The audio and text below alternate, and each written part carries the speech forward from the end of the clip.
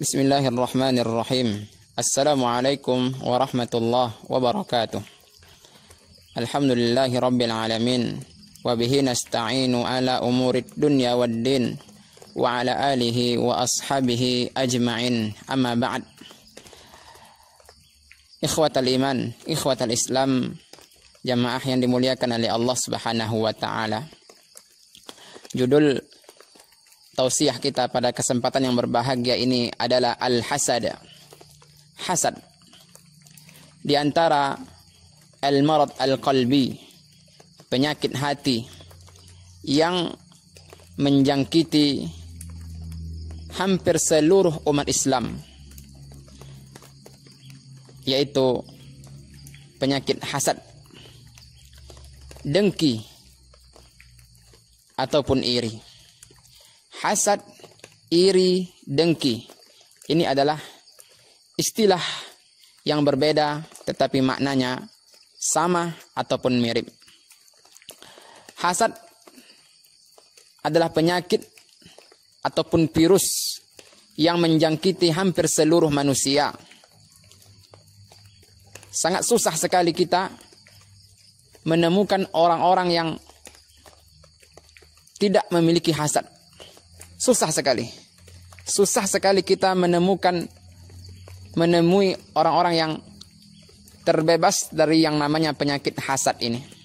Apa itu hasad? Al-Imam Ibnu Taimiyah rahimahullah menjelaskan, al-hasadu al-bughdu wal karahatu min husni halil mahsud.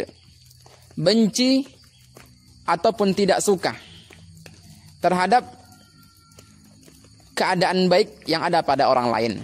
Inilah pengertian hasad.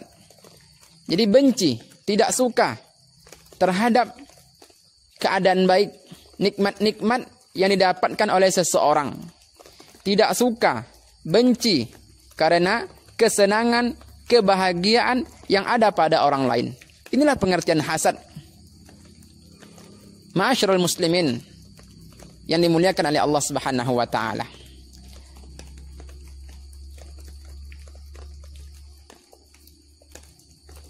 Di antara dalil yang melarang kita untuk tidak boleh hasad adalah sabda Nabi sallallahu alaihi wasallam.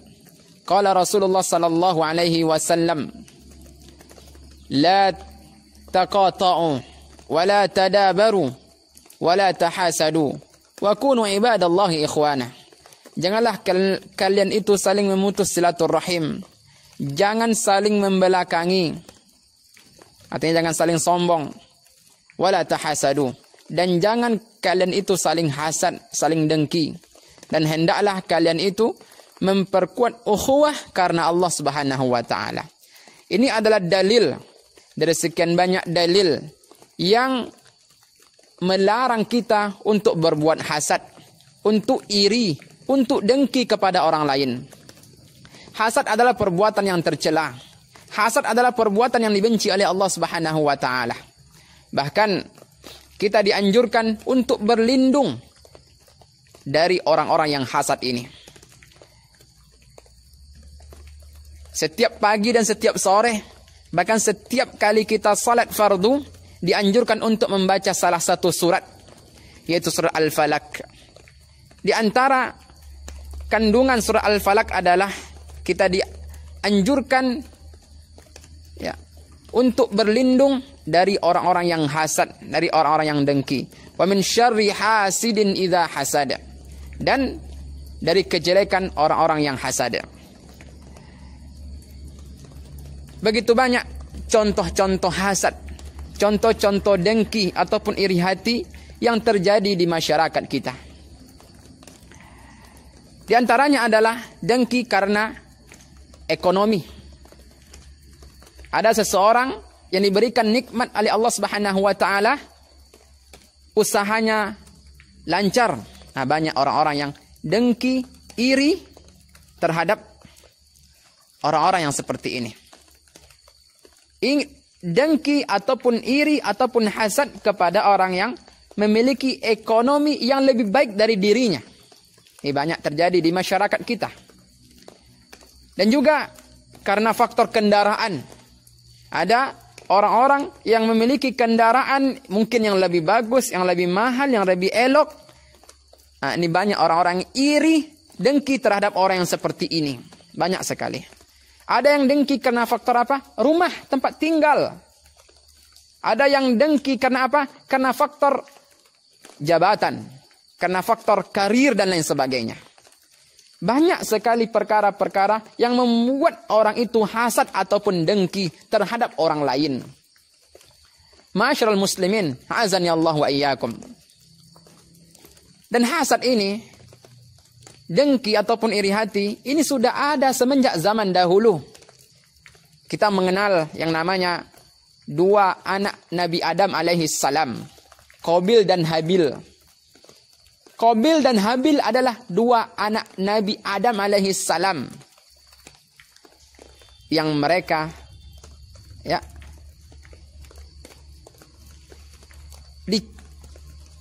dijodohkan oleh sang ayah Nabi Adam dengan pasangan mereka. Qabil dijodohkan dengan yang ini, Habil dijodohkan dengan yang ini. Hanya karena tidak terima dengan keputusan sang ayah, makanya Qabil hasad, dengki kepada Habil, yang tak lain adalah saudara kandungnya sendiri. Akhirnya apa? Akhirnya merencanakan sesuatu yang jelek. Merencanakan sesuatu yang buruk. Apa itu? Ingin menghabisi nyawa si Habil. Ini Allah Subhanahu wa taala abadikan dalam Al-Qur'an tentang hasadnya Qabil terhadap Habil. Qabil dan Habil adalah anak Nabi dan mereka. Artinya Qabil memiliki hasad kepada saudara kandungnya Habil. Begitu juga dengan kisah Nabi Yusuf dan saudara-saudaranya. Nabi Yusuf mungkin karena dia kecil, mungkin karena dia memiliki faktor fisik yang lebih baik daripada saudara-saudaranya, membuat ayahnya lebih menyayangi dan mencintainya. Hanya karena faktor ini, keluar saudara-saudara kandungnya yang lain tidak terima dan mereka merencanakan sesuatu yang jelek. Apa itu? Ingin membunuh dan menyingkirkan Nabi Yusuf alaihissalam. Dan ini Allah abadikan tentang hasadnya, dengkinya, iri hatinya saudara-saudara Nabi Yusuf terhadap Nabi Yusuf di dalam surat Yusuf. Ini adalah dua contoh di dalam Al-Quran. Artinya apa? Hasad ini sudah ada semenjak zaman dahulu. Dan saya ulangi sekali lagi, penyakit hasad adalah penyakit yang berbahaya, virus yang berbahaya. Dan ini sudah ada semenjak zaman dahulu dan sangat susah kita menemukan orang-orang yang terbebas dari yang namanya penyakit hasad ini. Sampai itu kepada orang berilmu, terkadang ada hasad di antara mereka. Di antara kalangan ustadz itu ada yang namanya hasad. Apalagi orang-orang yang biasa, apalagi orang-orang yang tidak memiliki ilmu. Ya, kita lihat kawan-kawan satu profesi, ya, satu perusahaan, satu tempat bekerja, itu banyak yang saling hasad.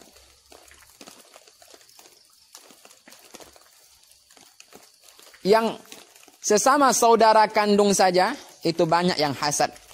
Adik dengki kepada abangnya, abangnya dengki kepada adiknya, itu banyak. Seperti halnya tadi, Qabil dan Habil, ini adalah anak Nabi. Mereka lahir dari rahim yang sama. Mereka lahir dari ibu yang sama. Tetapi ada hasad di dalam hati Qabil. Begitu juga Nabi Yusuf. Lahir dari rahim yang sama. Ayah mereka satu. Tetapi ada hasad dari saudara-saudara Nabi Yusuf alaihissalam. Apalagi orang-orang yang tidak saudara kandung ataupun tidak memiliki hubungan kerabat. Sesama saudara kandung saja banyak kita lihat saling hasad, saling dengki. Ada yang dengki ataupun hasad karena faktor harta warisan. Karena Allah Subhanahu wa taala mengatakan, "Lidzakari mithlu hadzil unsayain." Laki-laki itu ya 2 kali bagian perempuan. Ini banyak perempuan yang tidak terima dengan semacam ini. Mereka dengki, mereka hasad. Makanya dalam pepatah Arab dikatakan, "Ma khala jasadun min hasadin."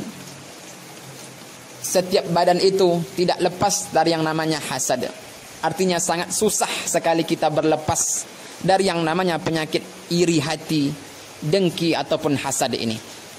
Ma'asyiral muslimin, saudara-saudariku yang berbahagia. Banyak sekali bahaya yang ditimbulkan oleh hasad.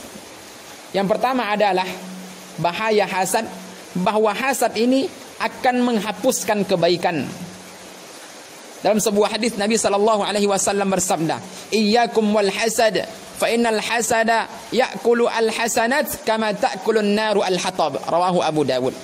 Jangan kalian hasad, kata Nabi, karena hasad itu akan melahap kebaikan, akan menghilangkan kebaikan, akan menghapuskan kebaikan, seperti halnya api membakar kayu bakar. Jadi orang-orang yang hasad itu akan menghapuskan kebaikan seperti api membakar ataupun melahap kayu bakar. Coba kita lihat, api ketika bertemu dengan kayu bakar yang kering, itu hanya dalam hitungan detik, dengan sekejap mata semuanya akan terbakar. Seperti itulah halnya orang-orang yang hasad. Beribadah bertahun-tahun, beramal saleh bertahun-tahun, tetapi sifat hasad masih dia pelihara, maka amal ibadahnya akan tergerus, akan habis, akan hilang. Kenapa? Karena hasad. Oleh karena itu, yang masih memiliki hasad di dalam hatinya, hilangkan, musnahkan. Jangan dipelihara sifat hasad tersebut. Ini yang pertama. Yang kedua adalah bahaya hasad.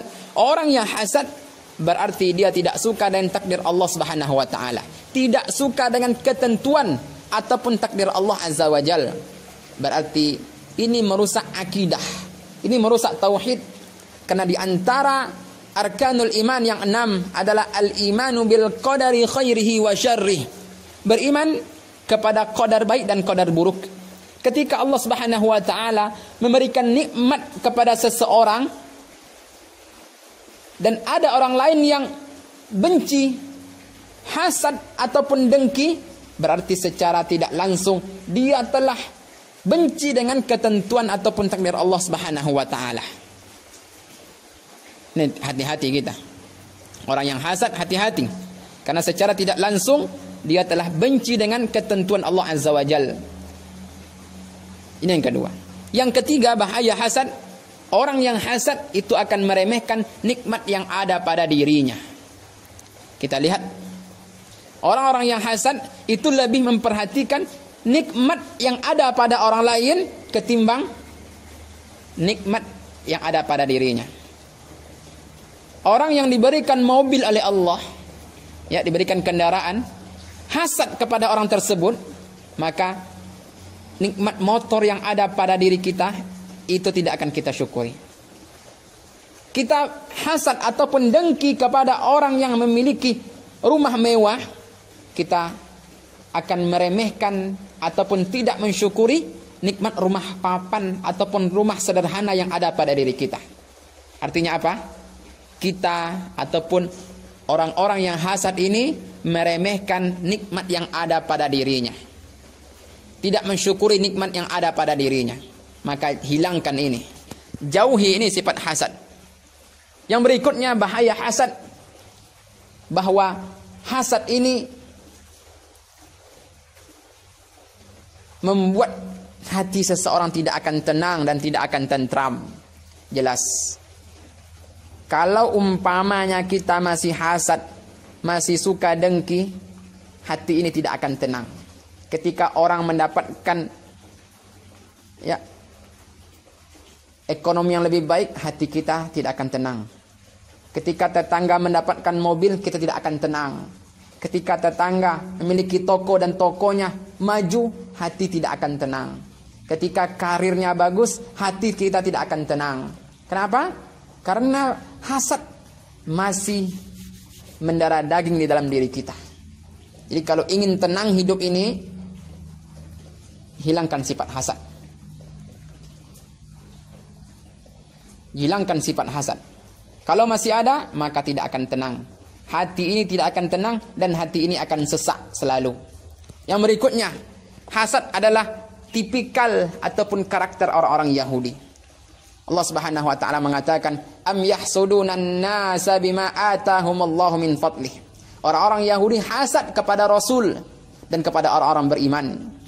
Jadi hasad ini adalah karakter tipikal orang-orang Yahudi, dan pastinya kita tidak akan mau disamakan dengan orang Yahudi. Kita mukmin sejati, kita muslim sejati. Nah, hilangkan itu. Kalau benar-benar ingin menjadi mukmin dan muslim sejati, jauhi, hilangkan yang namanya sifat hasad. Yang terakhir, bahaya hasad, bahwa hasad ini akan menjadi petaka bagi dirinya, akan menjadi musibah bagi dirinya sendiri ataupun bagi orang yang hasad. Banyak sekali kisah-kisah yang orang-orang yang hasad justru menjadi petaka bagi dirinya. Jamaah yang berbahagia, oleh karena itu, jauhilah sifat hasad. Janganlah kita memelihara sifat hasad ini. Dan dalam sebuah hadis Nabi SAW bersabda, "La hasada illa fitnataini. Rajulun atahu Allahu malan fasullita ala halakatihi fil haqqi. Wa rajulun atahu Allahu al-hikmah fahuwa yaqdi biha wa yu'allimuha." Tidak boleh hasad kecuali kepada dua orang. Yang pertama adalah hasad boleh kepada seseorang yang diberikan oleh Allah Subhanahu wa taala harta dan dia menyedekahkannya, menginfakkan harta tersebut di jalan Allah untuk yang hak. Kedua, dibolehkan hasad ataupun dengki kepada orang yang diberikan ilmu oleh Allah dan dia mengamalkan ilmu tersebut dan mengajarkan ilmu tersebut. Jamaah yang berbahagia, dari hadis yang mulia ini kita dibolehkan hasad ataupun dengki kepada dua orang. Yang pertama adalah hasad kepada orang yang diberikan oleh Allah harta dan dia menyedekahkannya. Silahkan kita iri, silahkan. Yang kedua adalah boleh hasad kepada orang berilmu. Boleh, silahkan kita dengki kepada orang berilmu ketika dia mengamalkan ilmunya dan dia mengajarkan ilmunya. Allahu Akbar. Tetapi yang ingin kita garis bawahi oleh sebagian ulama, ini bukan hasad namanya, tetapi ini ghibthah. Ghibthah. Ya, bedanya hasad dengan ghibthah adalah hasad ini menginginkan nikmat tersebut hilang. Ya, diiringi dengan benci dan tidak suka. Adapun ghibthah ini cukup ingin menjadi orang seperti tersebut tetapi tidak menginginkan hilangnya nikmat yang ada pada orang lain. Silahkan kita ghibthah kepada dua perkara ini. Tetapi yang jadi masalah adalah banyak orang yang ghibthah, banyak orang yang hasad itu dalam perkara dunia, mobil, jabatan, anak, istri, ya, usaha dan lain sebagainya. Tetapi jarang sekali orang-orang yang hasad kepada orang yang berilmu ataupun kepada orang yang dermawan. Silahkan kita hasad kepada orang yang salat malam. Silahkan kita dengki kepada orang yang bersedekah. Silahkan kita dengki kepada orang yang duduk di majelis ilmu. Silahkan. Karena itulah yang harus kita lakukan sesuai dengan firman Allah Subhanahu wa taala, "Fasul khairat." Berlomba-lombalah kalian dalam kebaikan. Mudah-mudahan bermanfaat. Wassalamualaikum warahmatullahi wabarakatuh.